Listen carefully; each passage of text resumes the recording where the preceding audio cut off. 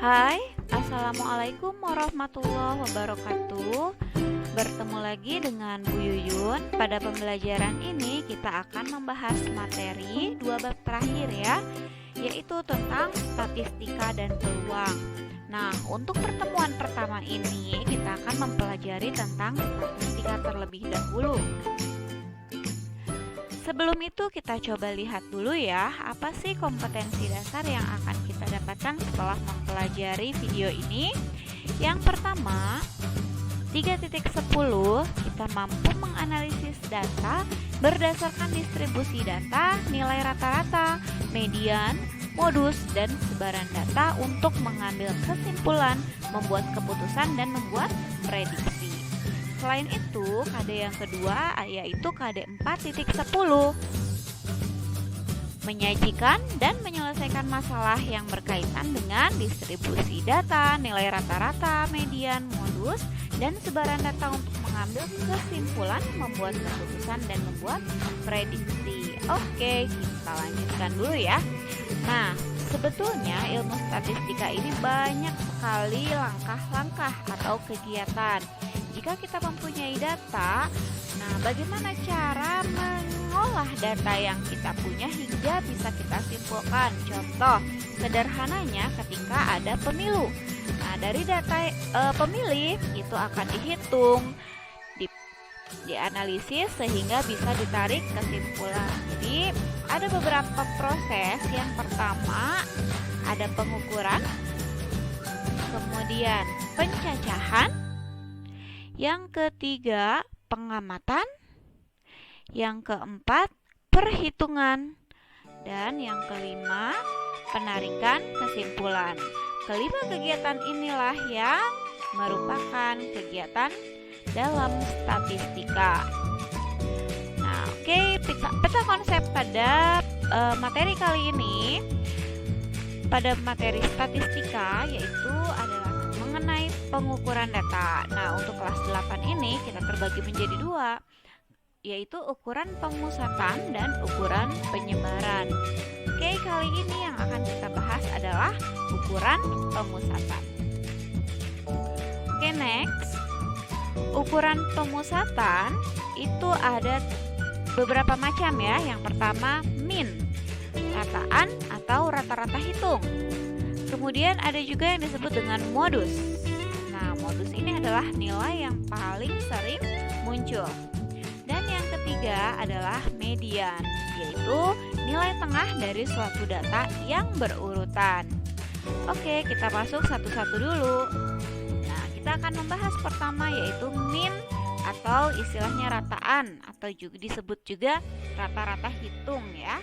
Nah, ini dinotasikan dengan X bar. Nah, ada yang tahu tanda X bar itu seperti apa? Ya, tanda X bar itu penulisannya adalah X, kemudian ada garis di atasnya. Nah, ini dibacanya adalah X bar. Ini merupakan lambang dari min atau rataan atau rata-rata hitung. Nah, ada 2 macam data tunggal yang akan kita pelajari. Yang pertama, untuk data tunggal kita bisa menghitung nilai min dengan rumus berikut ini. Jadi kita menjumlahkan semua data dibagi dengan banyaknya data. Nah, yang kedua, kita juga bisa menghitung data tunggal berbobot. Maksudnya gimana? Ya, nanti kita akan coba di contoh soal ya, supaya lebih jelas. Oke, kita lanjut saja ke contoh soal. Ya, misalkan di sini ada nilai ulangan matematika 10 siswa kelas 10 yang nilainya dijelaskan seperti ini ya. Nah, hitunglah rata-rata nilai siswa tersebut. Karena ini adalah data tunggal, maka caranya adalah dengan sigma. Sigma ini ya, ini tanda sigma ya. Sigma ini artinya adalah penjumlahan. XI maksudnya adalah data ke I. Jadi kita bisa sebut ini data ke-1, data kedua, ketiga, seterusnya sampai yang terakhir adalah data ke-10. Nah, oke, jadi kita boleh deh tulis di sini ya di keterangan. Nah, berarti XI itu adalah data ke ya, data ke I. Nah, kemudian ada istilah N. N itu adalah banyaknya data ya. Nah, oke, dari soal ini berarti kita bisa hitung dong X bar atau ini ya. Nah, oke, ini udah tahu ya, ini adalah tanda dari min atau rata-rata atau rataan hitung. Oke, sekarang bagaimana kalau kita hitung data di atas? Oke, berarti X bar itu adalah, nah kita jumlahkan X1, X2, seterusnya sampai Xn. Karena kita punya datanya 10 ya, 10 data berarti ini sampai X10. X1 nya 5, X2 4, X3 7, dan seterusnya sampai X10 nya adalah 7. Artinya kita tinggal jumlahkan saja semua angka-angka ini. Berarti berapa tuh? 5 ditambah 4 ditambah 7, 3, 6, 5, 8, 9 ditambah 6 ditambah 7. Oke, nah ini nanti kita akan bagi semuanya dengan N. N ini adalah banyaknya data. Berapa tadi? Ya, ada 10. Oke, sekarang coba kita hitung ya. 10, 20, 30 ya. 30, 47 ditambah 13 ya. Berarti 60, betul? Nah, ini hasilnya adalah 60 dibagi 10. Maka hasilnya adalah 6. Dengan kata lain, rata-rata dari nilai ulangan matematika 10 siswa adalah 6. Oke, kita lanjutkan ke contoh berikutnya. Nah, diketahui nilai ulangan matematika suatu kelas disajikan dalam tabel. Ini yang disebut dengan data tunggal berbobot ya. Jadi untuk nilai ulangan 4, frekuensinya ada 4. Artinya apa? Untuk yang nilai ulangannya 4 itu ada 4 orang. Yang nilai ulangannya 5 ada 5 orang. Begitupun seterusnya, dan yang dapat nilai 10 itu ada 2 orang. Oke, tentukan rata-ratanya. Nah, ini ya bedanya adalah begini. Di sini coba kita tulis dulu di keterangannya. Nah, perbedaannya apa? Kita tuliskan di sini XI ini masih sama ya. Data ke I. Nah, berarti ini data ke-1, data ke-2, data ke-3, seterusnya sampai data ke bukan data ke-10, data ke-7 ya, data ke-7. Nah, kemudian ada istilah baru nih, FI. FI itu berapa? Apa? FI itu adalah berarti frekuensi ke I. Jadi ketika data ke-1-nya 4, frekuensinya 4, artinya F1-nya 4. Ini F2, F3, seterusnya ini F7. Oke, bisa ya? Nah, berarti bagaimana cara penyelesaiannya? Yuk kita jawab bareng-bareng ya. Nah, berarti kita menghitung rata-rata itu dengan aturan sigma FI dikali XI dibagi sigma FI. Sigma itu tadi adalah penjumlahan. Oke.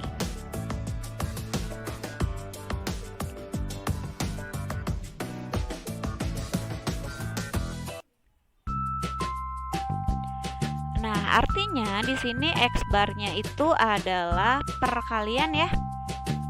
Nah, perkalian F1 dengan X1. Mana F1 ini ya?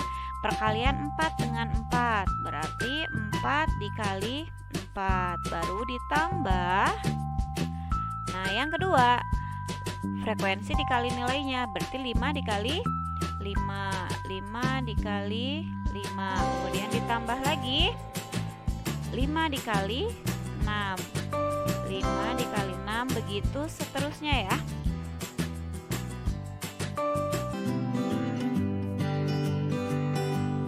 Ya, begitu seterusnya kita tuliskan sampai 2 dikali 10 ya, yang terakhir. Kemudian kita bagi dengan F1 ditambah F2, artinya ini ya, 4 tambah 5 tambah 5 seterusnya sampai tambah 2. Nah, ini kita hitung. selanjutnya ini kita hitung hasilnya berapa. Setelah kita hitung, ini ternyata 239. Lalu kita bagi, bawahnya ini kita jumlahkan, hasilnya 35. Nah, ini kita hitung hasilnya nggak pas ya, pecahan atau desimal ya. Ini 6,82 sekian gitu ya. Nah, ini bisa kita bulatkan saja menjadi 6,8. Nah, ini adalah rata-rata dari nilai ulangan matematika sebuah kelas, suatu kelas yang terdiri dari 35 siswa. Oke, kita lanjutkan ke pembahasan berikutnya, materi tentang modus. Nah, modus dinotasikan atau dituliskan atau dilambangkan dengan MO ya. Nah, modus menunjukkan nilai yang paling sering muncul. Suatu data bisa memiliki satu modus atau unimodus, dua modus atau bimodus, dan tidak memiliki modus. Nah, contohnya seperti ini ya. Jadi langkah pertama dari suatu data yang kita miliki, kita harus urutkan terlebih dahulu. Setelah itu kita lihat, sebetulnya boleh diurutkan, boleh tidak, tapi supaya lebih terlihat ya, kita baiknya kita urutkan terlebih dahulu. Nah, contohnya di sini, yang pertama, ini yang paling sering muncul adalah angka 6. Dia muncul sebanyak 3 kali, dibandingkan yang lain itu hanya 2 dan 1 kali. Maka modus dari data yang pertama ini adalah 6. Data yang kedua, kita mempunyai dua modus, yaitu 7 dan 8. Kenapa? Karena 7 dan 8 paling sering muncul dari semua angka yang ada di sini, yaitu muncul sebanyak 2 kali. Jadi kita memiliki dua modus, yaitu 7 dan 8. Dan contoh yang ketiga di sini tidak memiliki modus, karena dari semua angka yang ada di sini, ini semuanya hanya muncul 1 kali. Jelas bedanya ya? Oke, nah selanjutnya kita ke materi selanjutnya, median. Nah, median dinotasikan dengan ME. Median menunjukkan nilai tengah dari sebuah data yang telah diurutkan. Nah, kalau untuk mencari median ini wajib harus diurutkan terlebih dahulu.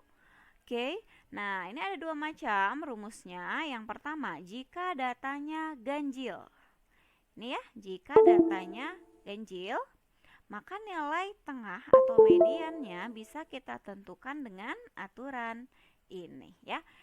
Ini artinya apa? X itu menunjukkan data. N plus 1/2, N-nya adalah banyaknya data. Nanti setelah dihitung misalkan muncul 5, berarti X5 atau data ke-5. Jadi setelah kita urutkan, kita hitung dari yang paling kecil, data ke-5 itu menunjukkan nilai median. Contohnya ya. Oke. Nah, untuk bentuk yang kedua, kalau datanya genap, misalkan banyaknya data sebanyak 10 data. Nah, berarti kita menggunakan rumus ini ya. Jadi dua data yang ada di tengah kita jumlahkan lalu dibagi 2. Oke, kita supaya lebih jelas, contoh soal lagi ya. Tentukan median dari data-data berikut. Nah, langkah pertama tadi harus kita urutkan terlebih dahulu. Oke, kira-kira di sini sudah berurutan dari yang paling kecil belum? 15, 17 sudah. 15, 17 sudah berurutan. Setelah itu, nah seharusnya 19 dulu, 20 baru 21. Nah, setelah kita urutkan datanya dari yang terkecil, kita punya dua cara nih. Cara yang pertama, kita tinggal dicari aja langsung mana yang ada di tengah ya. Ini ada N-nya ada 5, datanya ada 5 data. Nah, artinya data yang ada di tengah ini adalah data yang di tengah ya. Ini adalah data tengah. Nah, data tengah itu apa tadi? Sama saja dengan median atau kita lambangkan ME. Jadi ya sudah, langsung saja kita simpulkan mediannya adalah 19 karena dia ada di tengah. Nah, ini dengan cara coba-coba saja ya. Oke, Ibu akan coba jelaskan juga cara yang kedua menggunakan rumus tadi. Karena ini datanya 5 itu adalah bilangan ganjil. Nah, maka rumus yang kita gunakan Maaf ya. Oke. Nah, rumus yang akan kita gunakan, masih ingat nggak tadi? ME sama dengan X N plus 1 per 2. Nah, sekarang kita coba cari X. N-nya berapa tadi? 5 ya. 5 ditambah 1 dibagi 2. Nah, data ke berapa nih 5 tambah 1? 6. Bagi 2. Nah, hasilnya X3 atau data ketiga setelah diurutkan. Berapa itu? Ya sudah, kita coba urutkan. 1, 2, 3. Nah, berarti mediannya 19. Jadi, untuk median, kalian kalau lupa rumus tidak masalah. Yang penting, pertama kali kita harus urutkan data dari yang terkecil, baru cari yang tengahnya ada di mana. Sip ya? Kita contoh selanjutnya. Oke, nah ini adalah data berikutnya. Seperti biasa, kalau median harus kita urutkan dari yang terkecil dulu. Nah, silahkan cari 6 yang terkecil ya. Kemudian 8, 9, 10. Oh maaf, ada yang terlewat ya. Habis 6 berapa harusnya?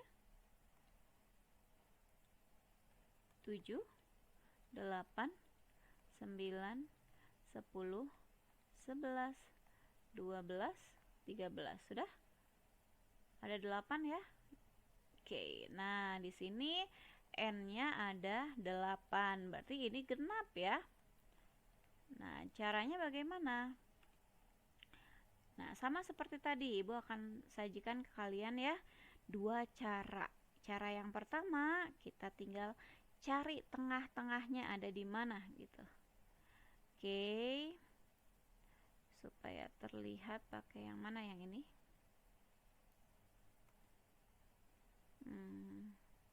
Mungkin ini ya.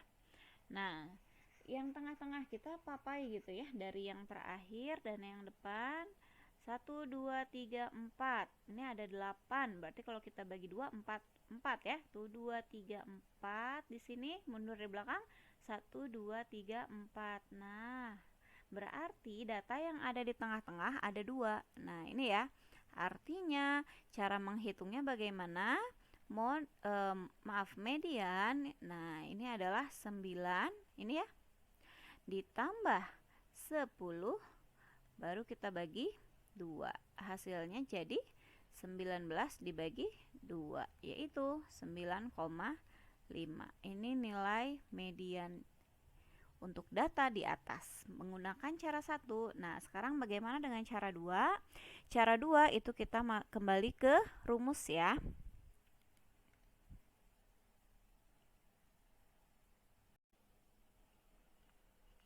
Ya, oke, kita lanjutkan untuk cara kedua ya. Nah, cara kedua ini untuk mencari median kita menggunakan rumus ini ya. Ini rumusnya tadi sudah disampaikan di depan, di modul kalian pun ada. Nah, N-nya adalah 8. Karena datanya ada sebanyak 8. Jadi, kalau kita masukkan ke rumus hasilnya menjadi ini. X 8 per 2 ditambah X 8 per 2 ditambah 1, baru semua kita bagi dengan 2. 8 dibagi 2, 4. Berarti data keempat ditambah yang ini hasilnya data kelima, kita bagi dengan 2. Nah, data keempat 1, 2, 3, 4. Data keempat berarti 9. Data kelima berarti 10. Kita jumlahkan baru dibagi 2. Hasilnya 19 per 2 atau 9,5. Nah, ternyata hasilnya sama ya antara cara 1 dan cara 2. Silahkan kalian bebas. Boleh Bu, saya mau langsung saja. Ada yang lebih nyaman pakai rumus, silahkan ya. Boleh cara 1 ataupun cara 2.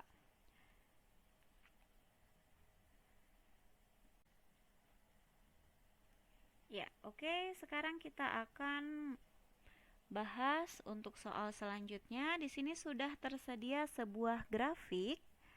Nah, nyatakan grafik di atas ke dalam bentuk tabel. Nah, tadi sebelumnya kita sudah langsung disediakan tabel. Kalau di sini kita ubah dulu dari grafik ke tabel. Nah, di sini ada 2, ada sumbu X dan Y. X-nya menunjukkan nilai, berarti di sini kita boleh tulis yang atas itu nilai gitu ya. Kita ganti dulu yang putih supaya jelas. Nah, yang atas ini adalah nilai, yang bawah banyak siswa atau frekuensi, boleh ya. Frekuensi kita tulis. Nilainya berapa aja? Nilainya mulai dari 5 sampai 10. Berarti kita tulis 5, 6, 7, 8, 9, 10. Oke. Untuk nilai yang 5, frekuensinya adalah 6. Yang nilainya 6, frekuensinya adalah 8. Yang nilainya 7, frekuensinya 10. Yang nilainya 8, frekuensinya 6. Yang nilai 9, frekuensinya 4. Nah, sama, nilainya 10 juga frekuensinya 4. Oke, nah dari sini kita sudah punya sebuah tabel. Kalau bentuknya sudah berbentuk tabel seperti ini, kita gampang untuk mencari min, modus, dan mediannya. Nah, yang pertanyaan kedua adalah tentukan modus. Ingat, modus itu adalah nilai yang paling sering muncul. Nah, dengan kata lain, kalau bentuknya seperti ini, kita tinggal lihat saja mana yang frekuensinya terbesar. Oke, nah di sini adalah 10 yang terbesar, maka modusnya adalah 7 ya. Nilai 7 itu yang paling sering muncul. Paham ya? Oke, kita lanjutkan.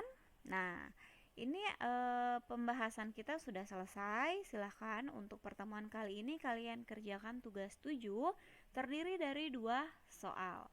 Min, modus, dan median dari data-data yang ada di sini kalian cari. Nah, untuk nomor 2, ubah dulu ke dalam bentuk tabel. Silahkan pelajari dari videonya lagi, diulang lagi. Jika masih ada yang tidak mengerti, boleh ditanyakan. Nah, untuk materi selanjutnya, silahkan boleh dipersiapkan setelah pertemuan ini. Kalian boleh membaca-baca dulu tentang ukuran penyebaran data. Mudah-mudahan selanjutnya kita bisa lanjutkan materi ini ya. Oke, begitu saja mungkin yang bisa Ibu sampaikan. Terima kasih atas perhatian kalian. Wassalamualaikum warahmatullahi wabarakatuh.